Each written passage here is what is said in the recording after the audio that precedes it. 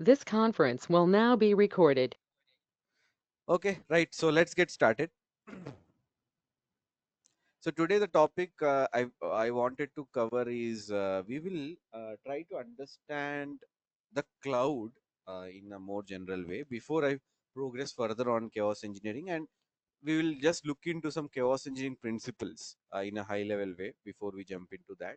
And also we will try to do a small experiment using a container, a Docker container, and we will run a latency attack on that Docker container to understand how the latency is actually failing the container. Okay, so yeah, so let's get started slowly. Let me share my screen.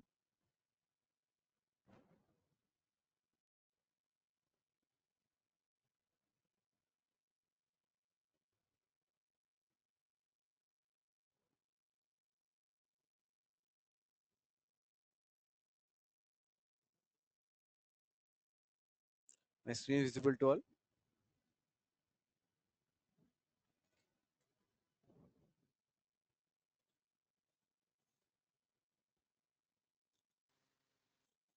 I hope it's visible to all, right? Yes, Yeah. Okay, right. So let's get. And how is my? I mean, like, is my voice audible to all? yes, pretty clear. Yeah. Okay. Okay. Right. Because my mic had some issue in the morning. I think now it's okay, right? To all of you, is it audible properly? Yeah, it's clear. Yeah. Okay. Right. Yeah. So let's get started. Now, see, whenever we speak about cloud, now cloud is something which is like many have a lot of doubts about it. So let me clear that. Now, how many of you have worked on cloud? Can you raise your hands? Ramesh, Srinivas, Rajendra. Okay, Ramesh has already. Raj. What about Rajendra, Abhishek, Ajita, Srinivas? So have you got No, to no, work? that's actually a muted cloud. Okay, right. Okay, so let me take some example and just explain you about. Vishnu, your voice is very low. Oh, let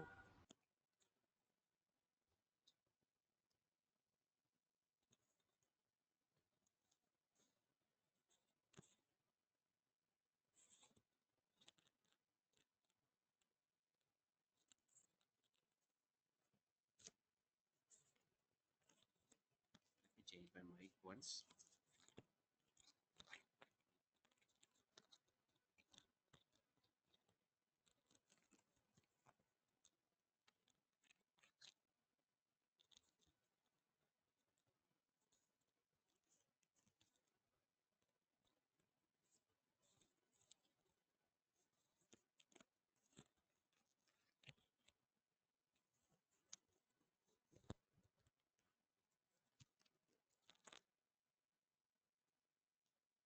Is it very low or is it better now? Am I audible? Yeah, it's Yeah, low it's for me. Anyone? Anyone facing the same issue? Yeah, I'm also facing the same. Your voice is very low. yeah. Just a minute. Same here, Vishnu. Yeah.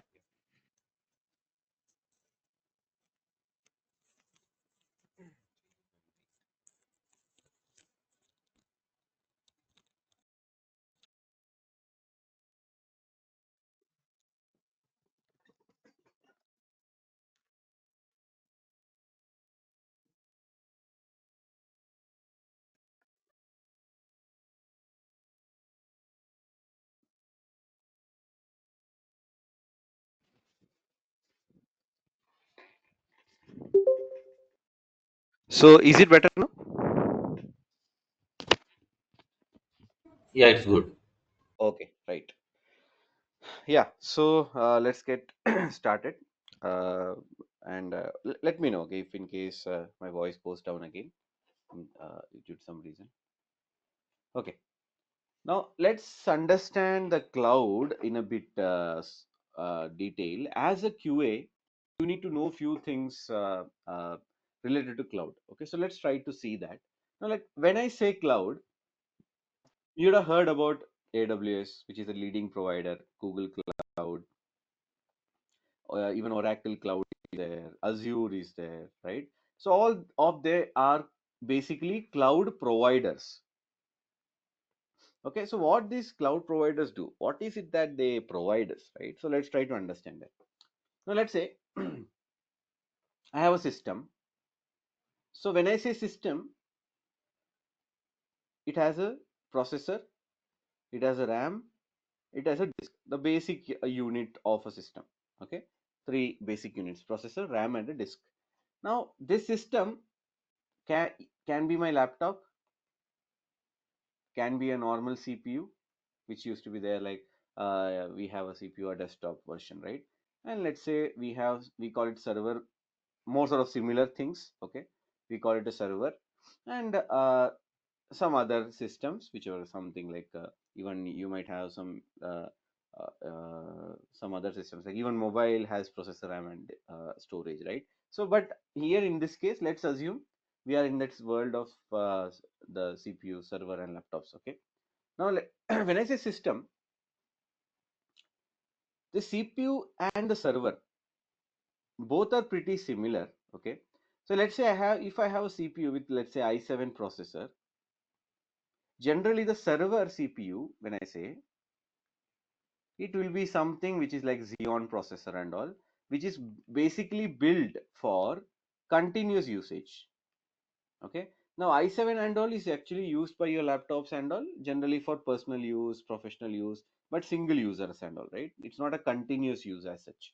But Xeon processors, or the processors which are used in the server CPUs, right, they are basically designed in such a way that uh, uh, I mean, like they are utilized for continuous usage, like you're serving an application, or it's more sort of anything you are hosting, right? In those cases you are the server CPU.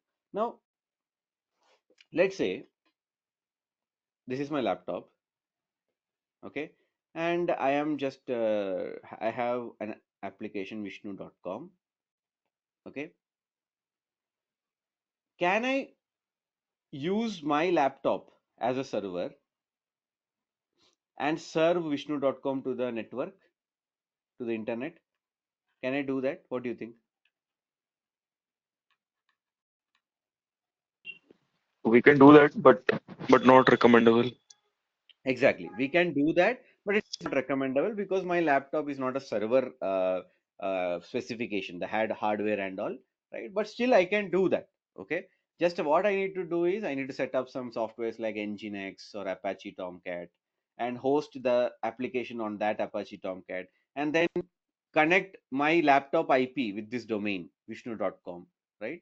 Then whoever types vishnu.com, they will go to my application whichever I'm serving. Okay, now this way I can actually make my laptop. Now same thing, if I have a CPU, normal CPU, now my laptop has a screen also, let's say. Okay, it's a inbuilt, like screen is also there, CPU is also there, everything is there in one.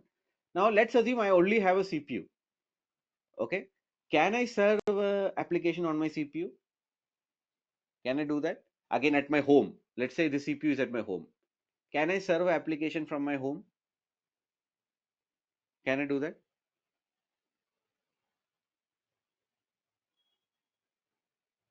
Yes. Yes. Again, yes, we can do that, right? If I have a proper network connection, and let's say I have proper backup power and all, then the proper amount of RAM, CPU, processors and all, not too much also. Even a small, if your application requires just a small CPU, processor, and a RAM, it will run, right?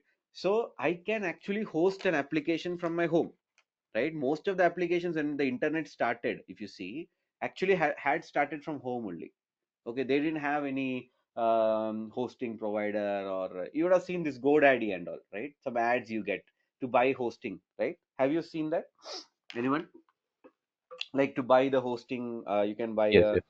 so that is what they sell you is CPU, right? So what they do is they will buy some 100 CPUs,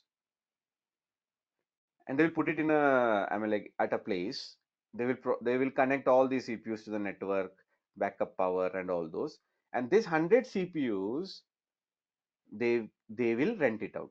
I mean, like rent it out through their application that you can buy some space in this 100 CPUs. So this is like more sort of renting, right? And the first one which I showed is more sort of buying. Now, if I want to buy a CPU, let's say it cost me 70K, but the same thing here, it might be costing me maybe around 5K per month. So which is a better solution? What do you think? Should I spend upfront or renting is better? Renting is only the better. Yeah, Route. obviously renting is better in most of the cases because even the maintenance and all those stuff they will take care, right? You don't need to worry about the network issues or the power issues, even like you don't need to spend that 70K upfront. But what are the problems here? Obviously, a lot of pros, but what are the cons? Security. Exactly, right? See, when my CPU is at my home, when I say my CPU, it is having the processor, RAM, and disk.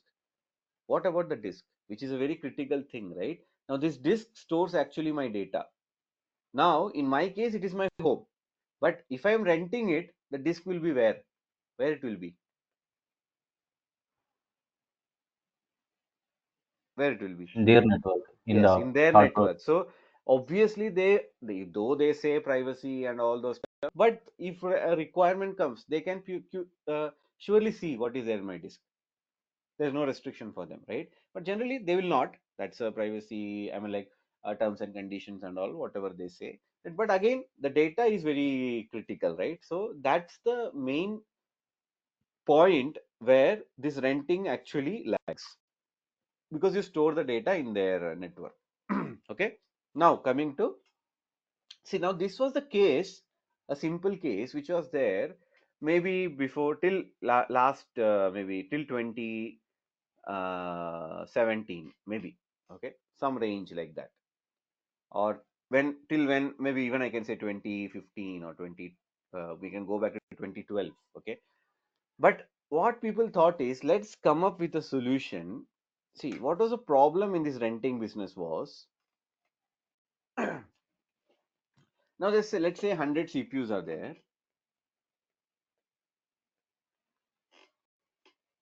Now this 100 CPUs which they are renting, people will take one CPUs. So 100 people can actually rent from them, let's say. Sometimes what they do, even they share the CPU, like one CPU shared by 4 people. So 4 of them will put their application in this one CPU. But the problem was, sometimes the activity of one guy, right, will affect the another guy. So such things used to happen because of the shared hosting. We called this as shared hosting, and this is dedicated hosting, where you get a whole CPU to yourself. So when I say a whole CPU, one CPU you get. So how do you access it? Through the IP. So every CPU will have an external IP, an isolated, a unique IP which your provider will give you. Okay, so using that IP, you access that CPU. Okay, now when I say dedicated, you have an external IP, but when you have shared, the thing is, though you still will have IP1, IP2, IP3, IP4, but actually these IPs are actually pointing to the same CPU. 4 people are using it, so the resources of the CPU actually is getting shared by these 4 people. And whatever the problem with this shared hosting is when one person used to do something which is a little problematic or something, and due to that, if this CPU crashes, will the other 3 be get affected or not in the shared Yes. hosting? Yes, they will get affected, Yes. but that's a Of course. bad scenario, right? Like, see, one does something and the other 3 people are getting affected by that, but they had to live with it because of the cost. Shared hosting used to be very low cost, okay, but dedicated hosting was little costly. Like, let's say if shared hosting costed us maybe 1K per month, the dedicated hosting used to cost 3K to 5K per month. So it was costly. even more than, I mean, sometimes it is 15K per month, because in dedicated you even have more processor and CPU at your disposal. Okay, so now these were the problems which people faced till few years. Okay, now after that what happened is there came cloud. I hope my voice is still audible, right, to all? Yes, yes. Yeah. Yeah, yeah. Okay. Yeah. So then came the story of cloud. Okay. So what happened with cloud is, with the advent of containers, then Kubernetes, and then a lot of other technologies, where if I have a CPU, I can divide that CPU into small compartments. Okay. So whatever happens in this compartment A will not affect B. B will not affect C. D will not affect D. So this type of system actually could, like, what happened is there came a technology to do it, right, in the CPU. That is one thing. Second thing is, what people thought is, with the new generation technologies and new generation thing, let's modify normal hosting business to a cloud business. So what does that cloud business, like, how did they totally modified it is, first is the CPUs which we could rent, right, pay per use, right, when we say they introduce like a server farm. Okay, in the server farm, let's say there were 1,000 CPUs in Mumbai, right, in India, Mumbai, then Kolkata, then if you see Chennai, there are some, and even Hyderabad has, not Hyderabad, I'll say, but Mumbai, Chennai, and the Delhi area, the Delhi, right, they have server farms of AWS. Okay, so what they did is, they put this 1,000 CPUs in one location. Okay, similar to that renting business. Okay, but only thing what happened different was the way they provided the service changed. Okay, now this 1,000 CPUs, they added lot of technological benefits, like for example the auto scaling, then creating and buying and deleting the CPUs, creating the CPUs, all these things. They created a lot of sophisticated things like automating those things. Technologically they implemented a lot of I will say complex stuff, in terms of like, if you have a bigger organization, some bigger applications and all, actually this sophisticated design actually in cloud help them to manage their cost, optimize their cost very effectively. Okay, for example, let's say in 2012, I'm just comparing a year, okay, and 2024, if I need 5 CPUs now, for let's say an hour. Okay, then I need to go back to one CPU, maybe next rest 23 hours. Okay, if I wanted to do that in like 1 hour this and 23 hours this, in 2012 this was not possible. If you needed this 5 CPUs minimum, you had to buy at least for a month.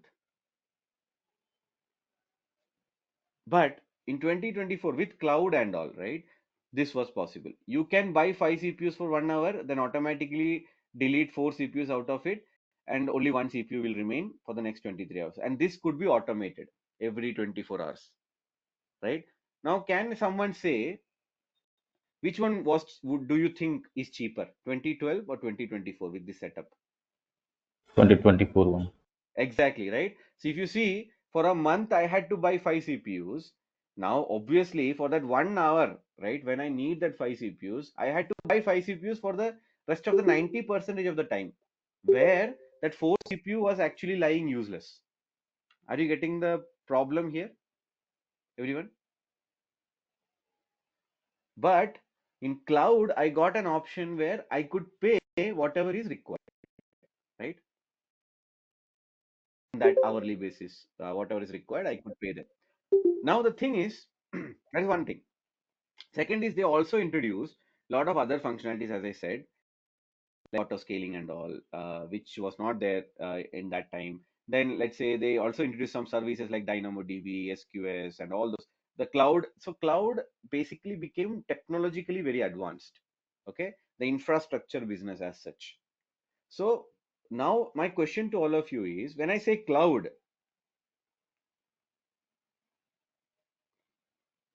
are you all understanding this point, very critical point? When I say cloud, they are also CPUs sitting at one location.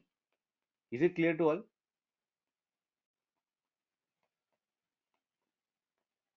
Is that part clear?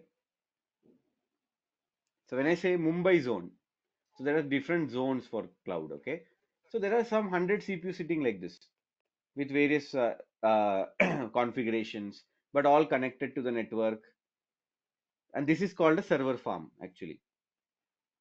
So are you is this part clear, that in cloud also we have physical CPUs, right? Are you getting? Yes, sir. Right? So 100,000, so it will be in a big number only. Okay, and that you can easily rent out using the interface they have created, which is the AWS or Azure and whatever you use, right? In AWS, for example, we have EC2. So EC2 is actually a CPU, different types of CPUs. Similarly, Azure has VMs. Google Cloud has Compute Engine, right? All they are these CPUs. Now with this CPU, obviously they have some other services also like DynamoDB and all, which they have hosted on their CPUs. Again, which you can rent it out based on your use. Similarly, SQS, some software which they have created. So all these things they are giving as an add-on if you use their service, right? But for that also you have to pay per hour, pay per whatever usage, right? Sometimes it is pay per API, right? So like let's say EC2 is a machine which you're using, so you have to pay like per hour this much, per hour some $0.01 you have to pay. Okay, now let's say disk, everything, RAM, not RAM, sorry, disk. Then let's say you're storing a backup of the disk, snapshot. Let's say you are having an IP for that, so everything you'll have to pay separately. Okay, so everything is pay per use, but the point where you delete the IP, cost becomes zero. You don't need to pay that. So it's all based on pay per use, right? How much you use, you pay that for your IP, for EC2, for your disk, for your snapshot, for SQS, for DynamoDB. Sometimes it will be per hour, sometimes it will be calls. Like let's say I did some 10 calls per minute, it will be $0.1. There are some services like that also, okay, which will be based on how many calls I am making, right? So this is the way the cloud actually works. Any doubts, anyone till now?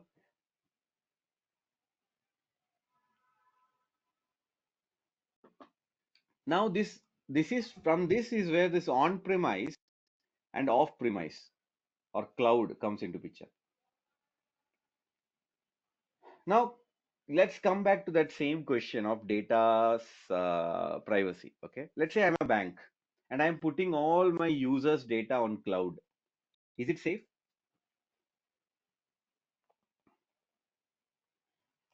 Is No, it safe? No, no, right? no. For example, let's say AWS one fine day comes and says one hacker hacked into a system and he took all the data of those disks. Okay, now it's not their fault. They might escape, saying it's a hacker issue and whatever, right? But your customer data is totally gone, right? Your customers will lose the credibility. I mean, like the business credibility itself will go off, and if it's a financial institution, then a lot of other losses will also might happen, right? So the data has to be very critical. So that is why generally the financial business, right? What they do is they keep most of the critical data on premise. Means it will be on their own CPUs at their location. They will not put it on the cloud. Okay, but whichever is non-critical, so critical here, whichever is non-critical, they will put on the cloud. And this type of system is called hybrid actually,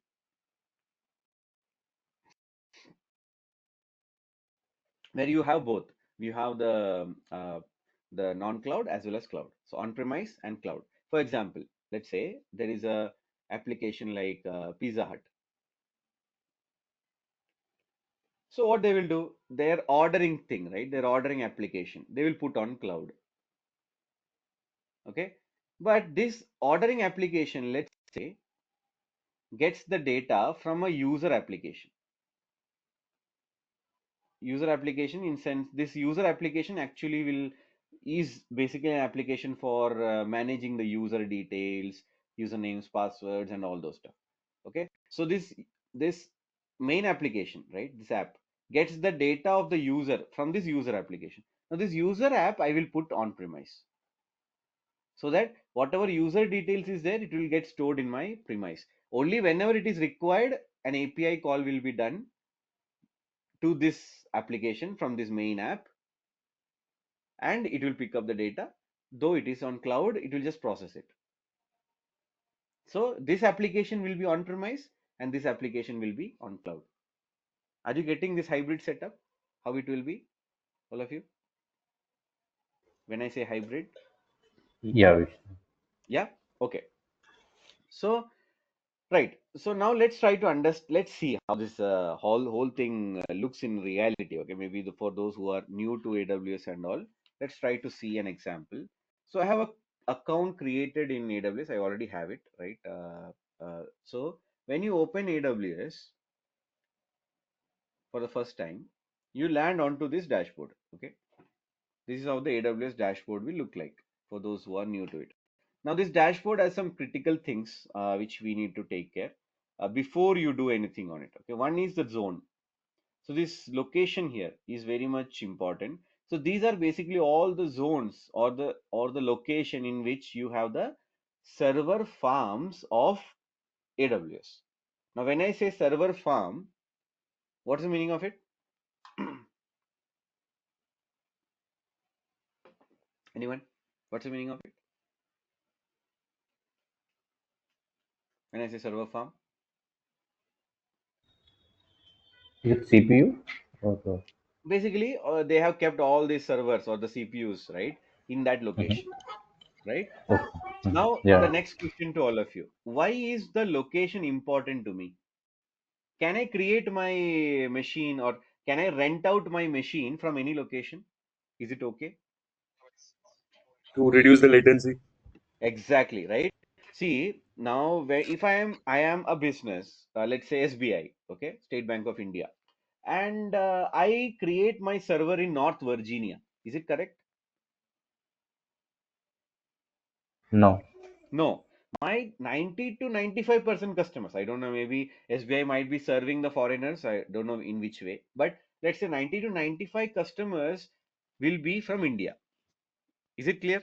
Right? So now when my customers are using that application, their server should be closest to them to reduce the latency, which we call the geographical latency, right? So the geographical latency, if it has to come down, the server has to be as close to your customer as possible, right? Let's say now my customer is trying to access the application from Chennai and my server is in Mumbai, and the same there is one another customer who is accessing this application from Mumbai.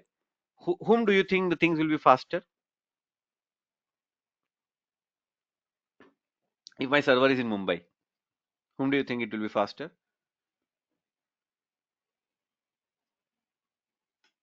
Hello, all of For you. Mumbai guy. Exactly, right, for the Mumbai guy. And one more thing, if you see here, there are more regions. It's not that we have only this much list. It's based on the account actually they enable, disable and all. Based on how your account is and all, they will sometimes disable few zones. But that also you can actually open as per your requirement. Like for example, if you see Asia Pacific, I have Mumbai location. Then if I go to manage regions, actually, now AWS has actually reduced some locations in India. They have mainly in Mumbai only. Okay, so that's why you're seeing the Mumbai location. Now, why this is very important. So, whatever I create now, right, going ahead by choosing this Mumbai location here, I can choose any other locations also. Those will get created in Mumbai. For example, even DynamoDB, SQS, whatever I will create, EC2, all will be actually getting created in Mumbai location. So you have to be very careful when you choose this location. Whatever going ahead will get created will be for this Mumbai location for this account, right? That is one thing. Now let's say we were speaking about the system, right? So EC2 is actually a system in basically a CPU. If you want to buy a CPU or rent out a CPU in AWS, you have EC2. So let's click search EC2 here. You will land onto this 3-4 options. Just click on EC2 virtual servers in the cloud. Click on that. So you will land onto this dashboard. Okay. In my case, actually, I think 4-5 instances are already. When I say instances in cloud, instances means CPUs. Okay, or node instances, CPUs, or whatever. All these things are same. Okay, instances, nodes, and all. If it's running on cloud, we say instances. Or if it's a Kubernetes cluster, we say node, right? So if it's a Kubernetes cluster, it's a node. If it's cloud, it's instances. If it's Azure, we call it VM. If it's AWS, we call it EC2. Inside EC2, a general terminology for cloud is instances. Okay. So if you see, these are my instances. Four instances are running. Okay. Now if you see, if I want to launch or if I want to rent out a CPU from them or an instance from them, now going ahead, I'll use the word instance from them, then I just need to click this launch instance.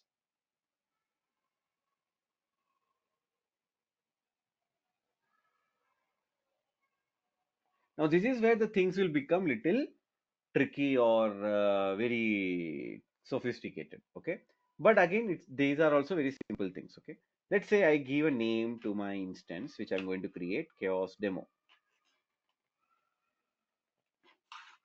It's a bit slow. Okay, so in this chaos demo, now will any CPU run without without an operating system?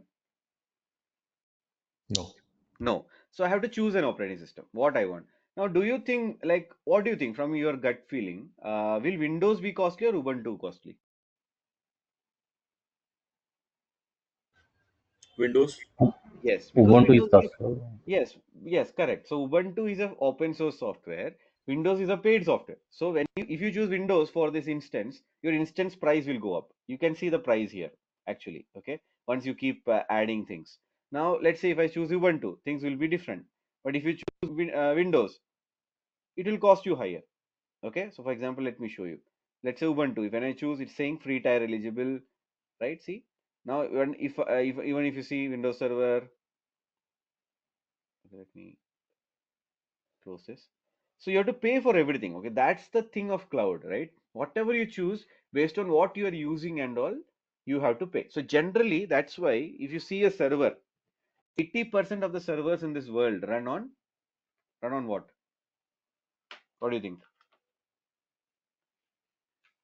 Linux. Microsoft. Yes, Linux systems, because they are open source and you don't need to pay extra for that operating system.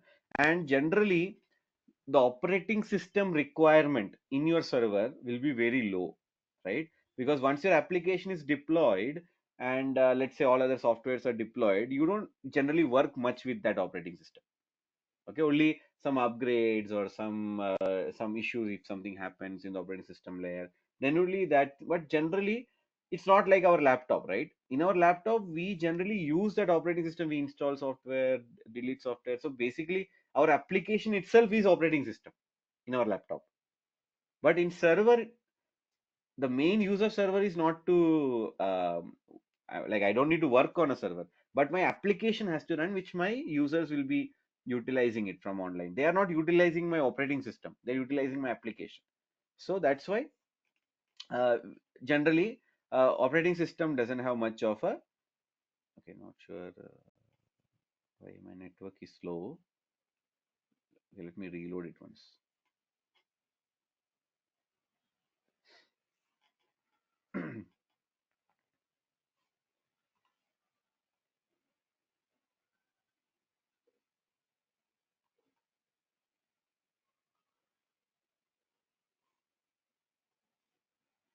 I think AWS overall is slow, maybe that's why. Sometimes it happens because if many people use AWS at the same time, things will get slow. Okay, so let's choose Ubuntu.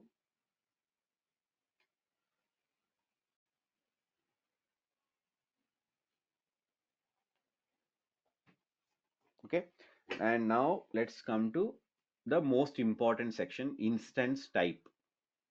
Now this is where actually you will choose what amount of RAM and processor you need for that system. Okay. Now what do you think? Based on the processor and RAM, will my cost increase of my system? Will it increase? Yes, yes. Yes. Now if you see T2 small, now T2 small is a CPU. Okay, it's a name given to EC2 instances. Different instances, a different name. Okay. Now this name has a significance because it's not only the cost, RAM and processor, but it also comes with like what processor it is using, right? For example, in Xeon server, if it's a Xeon processor it is using, Xeon also various versions are there. Like for example, i7, i5, i3 are all I series, right? But still there is a difference. i7 and i5, there's a difference. Even i5 6th generation, 8th generation, 10th generation has a difference. So similarly, this T2, T2 medium, these are the names given to each different types of machines. Because if you see T3 micro, like it's a T3 series. T3 series and T2 series both might have processor same size, RAM same size. Then what's the difference? Cost will be different. So there is something different, right? In that, are you getting my point? RAM is same, processor is same, but the name is different, and cost is also different. So what do you think it might be different? What do you think? See, when I say processor is same, I say when I say processor is same, I am saying it like this. Okay, the number of cores is same. That's the meaning of it. Okay, so when I say processor is same, it doesn't mean i5 i5. I'm saying i7 and i5. But can i7 and i5 have same number of cores? Can it happen like that? No, no. So see, for example, let's say I'm open it here. If I go to performance here, now this is 4 core. Okay, so in i5 also there is 9th generation, 10th generation, right? So this is now i7 8th generation. So if I go to 10th generation, the number of cores would have increased. But that is also i7 only. Are you getting my point? i7 8th generation, i7 10th generation. i7 8th generation might Yes. be 4 core. i7 10th generation might be 8 core. So same thing happens here. Both might be i7, right? But the generation would be different. Now based on that generation change, the cost will increase, right? So that's why if you see T2 nano and T2 micro, if you see, it is one processor, I mean like one core, 0.5 GB RAM, one core, 1 GB RAM, which is T2 micro. And if you see the cost is different, see, the first one is $0.008 per hour. So when I say $0.008 per hour, it's almost like let's say don't know 85 divided by around like maybe 8K, right? You have to divide. So we can say maybe around like in 24 hours it might take somewhere around let's assume a dollar is 100. Okay, so it will be zero point 0.8 rupees per hour, right? uh, so no, am I correct? I think somewhere, Yeah, mostly 8 rupees per hour, I feel. yeah, something like that, yeah. So per day you will have to give maybe around 100 rupees, right? Maybe in a month you will have to pay somewhere around 1000 to 2000 rupees, let's say. Okay, let's assume. But the same thing here, if you see, it's almost double T2 micro. So you have to pay, let's say, which you are paying 1000 rupees per month. Now you'll have to pay 2000 rupees per month. But one thing is very important here, it is per hour. So do I need to pay for a month always? No, it's hourly basis, right? Yes. So if I switch it off, the the cost is gone. I don't need to pay. Okay. If I switch it on again, so it's based on that. But let's say you have an application like Amazon. Can you switch it off? Because if you switch off your CPU, will your application work? Will your application work? No, no, No. But let's say you have a stock market application. Can you do that? no, Because in night, will the stock market work? no, it won't. Right? So maybe what I will do is just to show some basic things, I can keep one CPU and rest of the 9 CPU, I will switch it off in the night. Are you getting my point? So such things you can do, right, to reduce the cost based on what machine and all. So let's say I choose T2 micro for now, for our example. Okay, and if you scroll down, because there is free tier eligible here, so whichever is free tier eligible, when you're creating a free trial account with AWS, okay, there is a link, I will share that. But please take it on your own risk, because what happens now, if you do whatever I am showing, it's okay. Okay, you will not get charged. But if you do something on your own, then you have to be very careful, okay, because they might charge you for even small things. So very careful. I will also show you how you can see how much you are spending on a daily basis. So if you have some doubt, okay, whether I am using something which is costing me, you can go there and check. At least you will save like at least one day you would spend, right? You won't be spending for a month. So if you at all you see something in a daily basis, you will be able to see that, okay, this much I spend in a daily basis. So that will show you, okay. So always free tier eligible you choose. Free tier eligible is actually free, okay, so you don't need to pay anything for that. T2 micro, but T2 micro has limitation because it's just one processor, 1 GB memory. You cannot do much with that, right? It's just 1 GB of RAM. So it's very small, okay. Now next is key pair. Now this key pair is actually useful for accessing this machine. Now can I access this machine using GUI like I'm doing my laptop? Can I do that?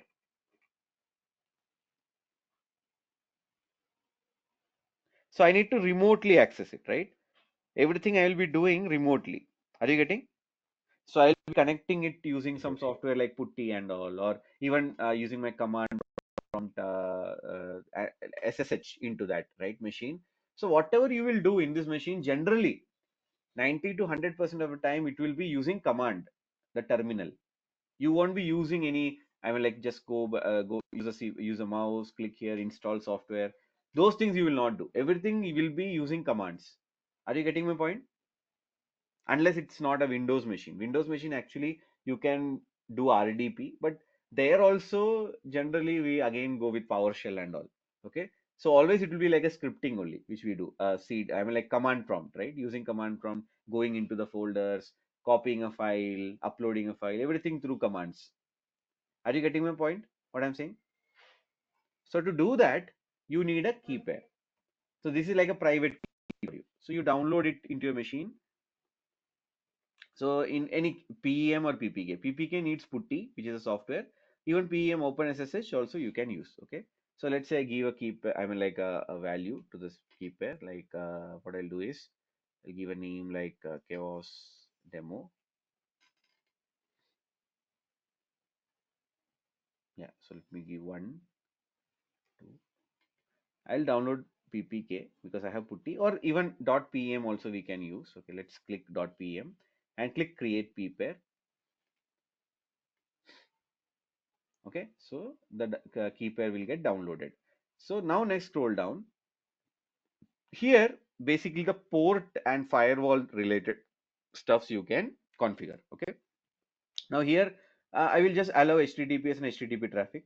It's more sort of like if you are accessing some application or something which is hosted on that CPU, and if you're using HTTP or HTTPS for that, you are opening that port. Okay, unless you don't open it, it won't be accessible for anyone. Okay, so this firewall actually will block those requests, right? So that's why we are allowing it. Even SSH also, SSH is actually through which we are getting into this system remotely, right? If you don't allow it, you won't be able to remotely connect to this system. And this is where the IP comes into picture. So IP is like, let's say if I have VPN, right?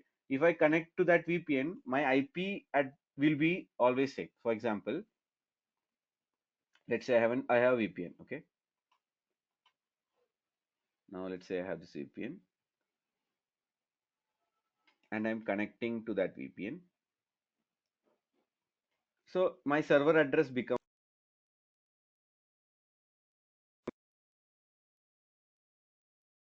this.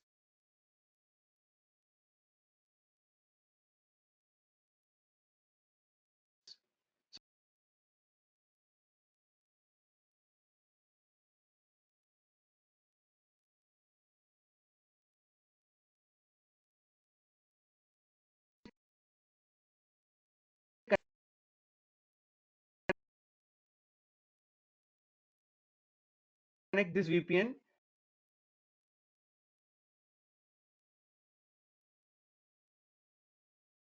whatever my IP is. Okay, for example, if I just type,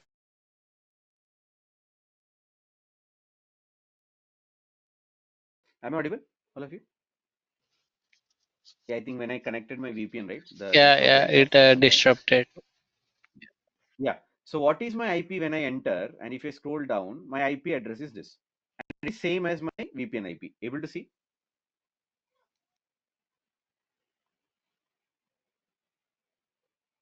Hello, all of you? Can you explain one more time, sir? This Yeah. one I part So see missed. now okay. Now I will disconnect. So now if you see my IP, okay, that's my laptop IP now. Okay, what is my IP? It is 3.108.84.195, and it is same as my VPN IP, which I connected just now. Okay. Now let me disconnect it. Okay, little bit. The call will go off again.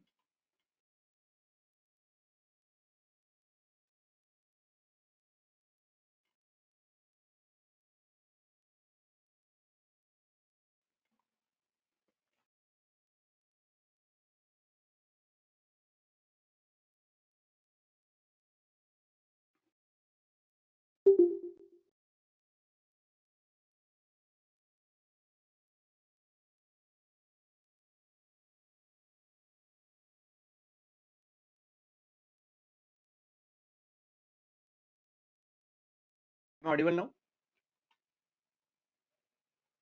Yes, it Yeah. is. Now my VPN is switched off. Okay.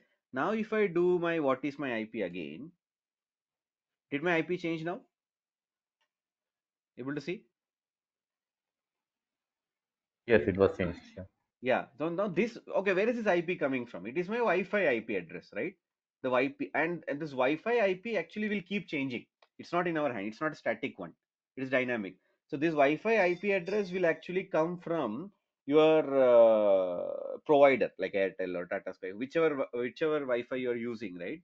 They have some thousand pool or thousand, not thousand. It's a small number. Maybe like some a lakh, 1 lakh IP addresses. So they will keep allocating it to their users, but it will keep changing.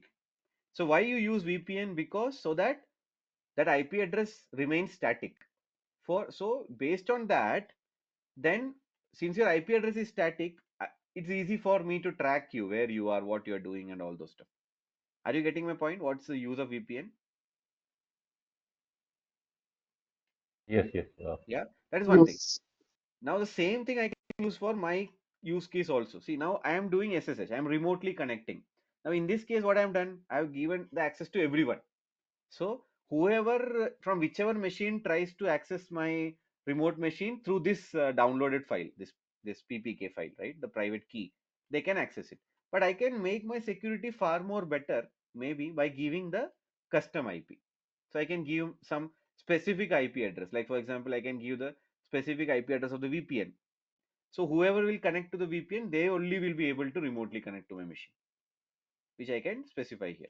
But if you give 0.0/0, that means all IP is actually uh, they can connect to my machine remotely, but they should have this password file. Are you getting all of you what I meant? Any doubts?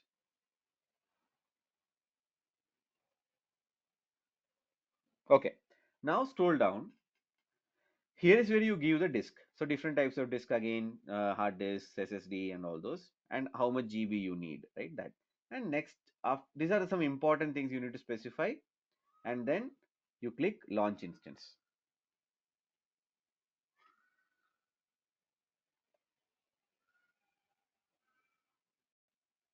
So your instance will get launched. So click on that here.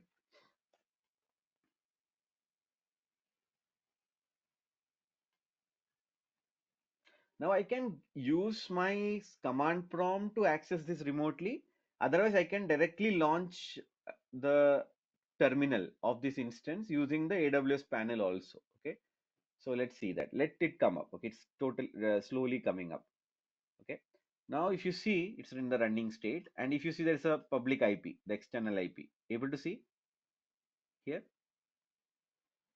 this external IP. Now this Yes, external yes. IP is very important. Okay, this is the actually the main address of your CPU. So if you means like this is more sort of like a pin code, right? If your letter has to reach here, whatever you are typing has to reach here. This is the IP for that, the address for to this CPU. Okay, so let me copy that. And this is private IP. Private IP is not open to all. You cannot access a machine directly using private IP. You need an external IP first. Private IP is more secure one. Okay, so if you access something from public IP, then you can use private to route it to multiple other maybe inside your application. Okay, so public IP, let's copy. Okay, so there are two ways to connect to this machine remotely. One is using CMD, one is using our connect option here in the AWS. Okay, so let's click connect and just click connect here. Okay.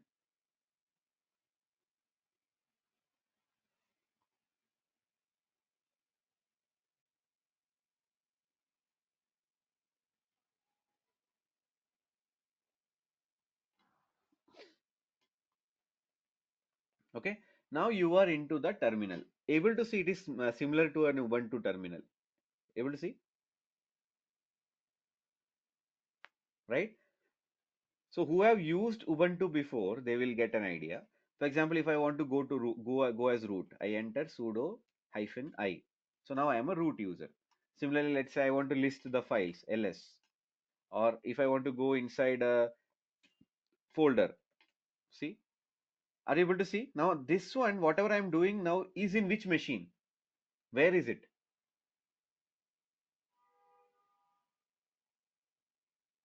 Where is all In this? cloud, In the in cloud. Mumbai cloud. Yes, Yeah. in Mumbai cloud. Now I can do whatever I want. I can copy my application files into this.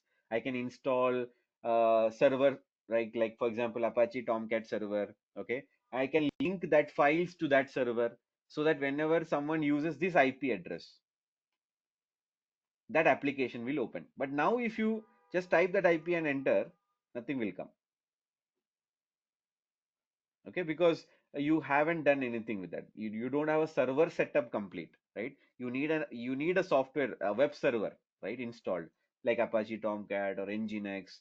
So some web server has to be installed in your machine, and in that web server you need to deploy some application, some HTML file or something, and that we will see. Actually, it's almost time now. Actually, I wanted to start it today, but that we will see in the next session. I will not be continuing more on this. So what we will do is we will slowly deploy an nginx container.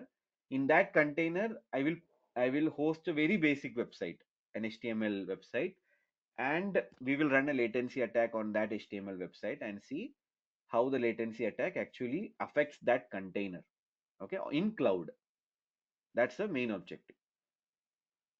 Okay, so now the next thing what we will do is we will set up a container, nginx container, in this cloud. In that container, I will host my HTML website. Okay, whichever I have written, the HTML code I have written, right? I will run it inside that container. Okay, that we will see. And in that container, I will run a latency attack and bring down the application using latency attack and try to monitor, study whatever observations we can make, and all those we will be doing.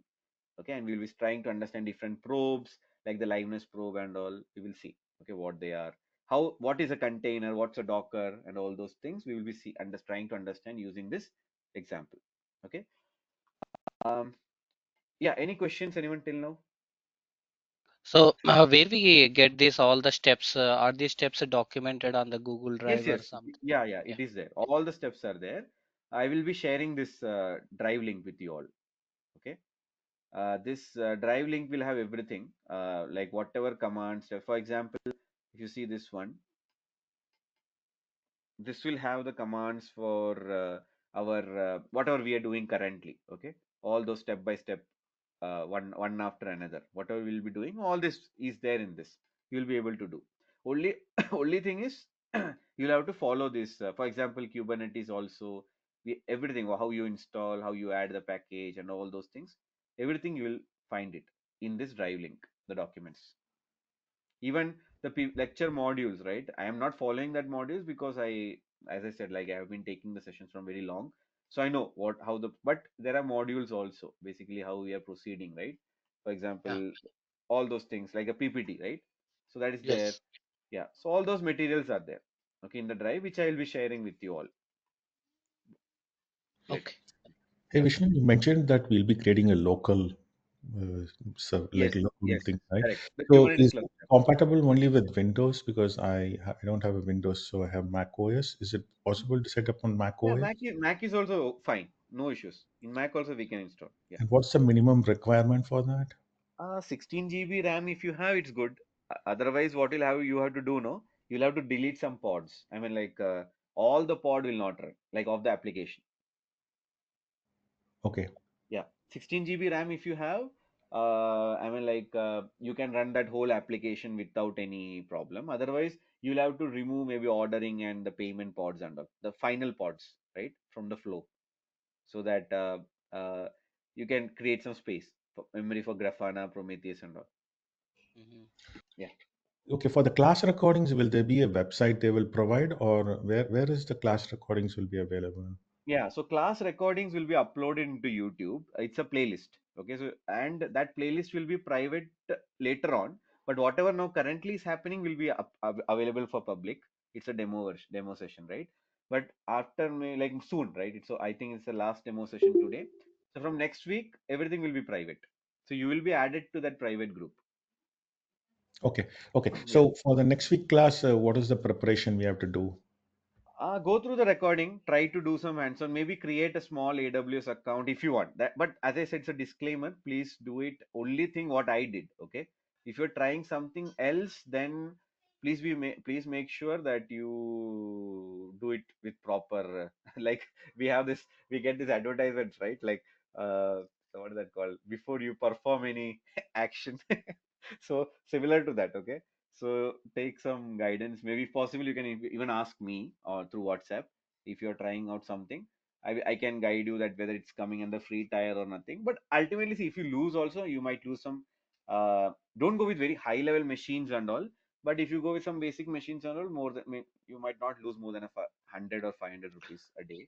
So, but what I say is, if you follow whatever I'm doing, it will be free fully. Okay, so you can do that. You can create a small free tier account in AWS. Let me show you how you do that. So just type AWS free. After everything, we can delete it also, right? Yes, To yes, avoid all these things, correct, Vishnu. correct. Delete everything. Yeah, Yes, to be safe. yes, yes, safe. Because why I'm saying this again is some I have seen. Okay, it happened before, and I had already given them this red flag, right? But they somehow created some machines, forgot that they created, and their credit card got charged. Okay, so make sure you once you do something you delete it. Okay, so how you delete is, for example, if you create an instance in EC2, you can just click on these instances which are running. I'll show that also. Just go to that instance, and here in this instance state you have this terminate or delete instance, right? Now generally when you click, this dialog box will come. Okay, termination protection disabled. If it is enabled, you will not be able to delete it. So what you need to do is just click here, actions, instance settings, and here is one change termination protection option. So you can change it to enable disable, right? If you change it to, I mean, like now in this case it is disabled, so you can delete. Okay, but if this is enabled, it will not allow you to delete. So you will have to first make it like you have to remove this check mark, save it, and then if you go here and click on terminate or delete instance, give terminate delete, it will get deleted. After that you won't get charged. But one thing you make sure, after you delete it, go to this option here in the volumes and make sure you delete the disk also. Okay, if just click on here, this is the disk you have, click on actions and click if it is attached to a volume you cannot delete. Okay, but if it's not attached, you will see a delete option here, this one, delete volume, right? Will be enabled, you delete it. So these are the two important things you need to follow. But if it is free tier, right, free tier means like it's under free tier license, right? You won't get charged for anything if you keep it on also. Okay, I hope you're getting my point, right? All of you. Yeah. And also you mentioned that you can be reached, right? So is there a Yeah. group where if you have any questions, you can reach? Yes, yes, yeah. The same group from where you got the link, meeting link and all. The same group. Actually, I keep posting. I don't know how many of you read my messages. Yeah. How do I get added to that group? I'm not part of that group. Oh, is it okay? What we can do is, can you just put me? I'm putting my number here. You can put a hi. Okay, I will add you.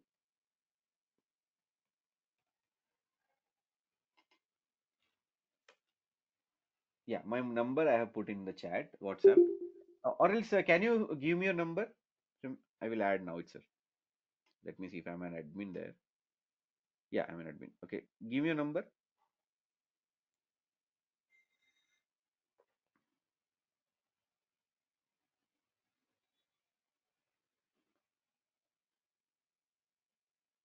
This conference will now be recorded. Yeah, all of you, please go through the recordings. Try to grasp or maybe revise few things from whatever we took. From next session, it will be full on Gremlin, Chaos Mesh, other chaos engineering concepts, hands-on, right? So uh, maybe you can finish this whatever we took till now in the upcoming week. I don't think so. It's mostly was little bit of theory, right, this week. So it will be easier for you to just go through the recording. But from next week, I will expect all of you to do some hands-on also in that 5 day gap you have, right? So like setting up Gremlin. And what I will do is once I get that private group details, I will send out a message or for your emails. I will add you to the Gremlin enterprise license, so you will be able to access Gremlin also after that. And yeah, so whatever is required, slowly we will set it up, okay, for you all once that group is finalized and what's the plan. Right. Okay. Any questions? Anything else? Anyone? Srinivas, Rajender, Abhishek, all good? Raj, Yeah, so Ajit. Yeah, far all good. good. Uh, Good. Yeah. Yeah, all good. So whatever I explained today, anything which you felt a little complicated or I didn't understand, anything like that? No. no, it's pretty easy. Okay. Yeah, right. Okay. So that's what I'm expecting that all of you get an idea of these things in an easy way. Okay. Yeah, So yeah. yeah. Yeah, or just also start sharing like your real-time challenges while you did the setup for the chaos Yeah. and everything, Mhm. because you have All the those like things. tons Yes. of knowledge, right, Vishnu? So that will be Well, I helpful for won't say us. I won't say tons of. I have never weighed the weight of my brain. That's Okay. your greatness, but still share with your like Sure, sure. whatever Yeah, the right. real-time challenges you've Yes, been yes, to yeah, face. surely. So that will be Because helpful for we haven't started our attacks and all yet, right? yeah, So yeah, once yeah, we agreed. do that, a lot of things are on the way. Okay. Yeah. Yeah. Hey, Vishnu, I have a basic question here. So Yeah, Raman. we have another topic known as SRE, right? So chaos Yeah. engineering is part of SRE or chaos engineering is like separate? So see, chaos engineering actually now how it happens, right? I can divide into three categories. Okay. Performance engineers perform chaos engineering. Nowadays it is happening. Okay. Second is chaos engineering a separate role altogether, right? Like a performance engineer, we have a chaos engineer. Third is SR is actually they perform little bit of chaos engineering activities like a reliability test, we call it. Okay. So these are the three categories in which you can divide your chaos engineering into. So that's how the market is currently. So if you're a performance engineer, it's like an add-on. If you are trying for a specific chaos engineering role, like fully focusing on chaos engineering, yes, it is there because I still remember like companies like one of my student he had applied for a company. He's in US actually. He's applied for this company called Tesla, like for chaos engineer role specifically. Okay, and they had a very good pay also for that in US. So yeah, obviously there's a separate role also for chaos engineering. So that's the stat, Ramesh. Okay, so I have to do SRE also then if I want to go into the reliability engineering? Yeah, yes, yes. I won't say you have to do only SRE because you'll have to know little bit of. I mean, like you might have to do some maybe some Terraform, Ansible, such. Yeah, DevOps, right? Yeah, I have to Right, do right. Yeah, DevOps. yes, you'll have Yeah. to do. Yeah. I'm trying to understand the learning path. I completed DevOps and I'm just taking this chaos engineering. Yeah. So then I'm planning to take SRE. That's what I want to get some feedback Correct. from. Yes. Yes. Yeah. Yeah. Right. That, yeah, means like you want to focus on building a career in SRE, right? As an SRE. So Yes, you, I'm hearing that that's also good in market now. So correct. Correct. Yes. Yes. Yeah. Obviously, yes. Because the demand and supply wise, supply is little low there. So it's good. Yeah. okay, thank you. Yeah. Yeah. Thank you, Ramesh. Thank you all. Okay. Yeah. Thank you all and have a very good week ahead. Let's meet in the next weekend. And so I will be your friend for some few weekends. So let's like thank you all for keeping away your weekend times and all, and I feel it's pretty valuable, okay, our weekends than the working days, because weekends are the only time when we get time to little relax and all, but you are spending that effort in upskilling yourself, and that's a really, it's a hats off, okay, so for doing that. And keep up. Obviously these efforts will give you a fruit, okay, so and I will also make sure that the time which you're putting won't go waste, or you won't feel that oh, I wasted my weekend, okay, so I will make sure that. Yeah, thank you all and have a good days ahead. Meet you all next Saturday. Thank you. Thank you, Vishnu. Thank you. Thank you, Vishnu.